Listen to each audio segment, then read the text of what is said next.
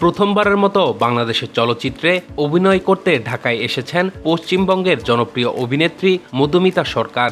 জানা যায় শনিবার ১ আগস্ট রাজধানীর একটি ৫ তারকা হোটেলে অনুষ্ঠিত গুলশানের চামেলি সিনেমার মহরতে অংশ নিয়ে বাংলাদেশের মানুষের ভালোবাসায় মুগ্ধতার কথা জানান তিনি।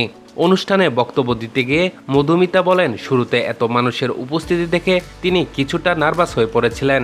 তাই কথা বলতে গিয়ে কোনো ভুল হলে ক্ষমা করে দেওয়ার অনুরোধও জানান তিনি। বাংলাদেশের দর্শকদের উদ্দেশ্যে মধুমিতা বলেন, অনেক বছর ধরে বোঝে না সে বোঝে না, কুসুমদোলা সহ বিভিন্ন কাজের মাধ্যমে আপনাদের কাছ থেকে অনেক অনেক ভালোবাসা পেয়েছি। বিভিন্ন সময় এখানে এসে কাজ করার কথা হলেও নানা কারণে আসা হয়নি। এবারই প্রথম বাংলাদেশে এলাম। বাংলাদেশে এসে উষ্ণ অভ্যর্থনা পাওয়ার অনুভূতি জানিয়ে অভিনেত্রী বলেন, এই এক বেলার মধ্যেই এত আন্তরিকতা পেয়েছি যে মনেই হচ্ছে না আমি প্রথমবার কোনো জায়গায় এসেছি। সবাই আমাকে যেভাবে আদর করে স্বাগত জানিয়েছেন তার জন্য আমি সত্যিই কৃতজ্ঞ। নতুন সিনেমা নিয়ে নিজের উচ্ছ্বাস প্রকাশ করে তিনি বলেন, এই ছবির গল্প খুবই আলাদা এবং ইউনিক। এমন ধরনের চলচ্চিত্র আমি আগে করিনি, তাই সিনেমাটি নিয়ে আমি ভীষণ এক্সাইটেড। এত সুন্দর একটি টিমের সঙ্গে কাজ করার সুযোগ পেয়ে আমি আপ্লুত।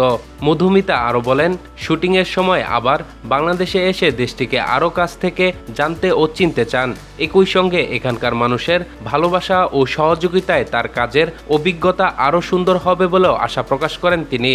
পরিচালক মোহাম্মদ ইকবালের গুলশানের চামেলি সিনেমার মাধ্যমে প্রথমবার বাংলাদেশে চলচ্চিত্রে অভিনয় করছেন মধুমিতা সরকার। মহরতে অভিনেত্রীর স্বামী দেবমাল্য চক্রবর্তীও উপস্থিত ছিলেন।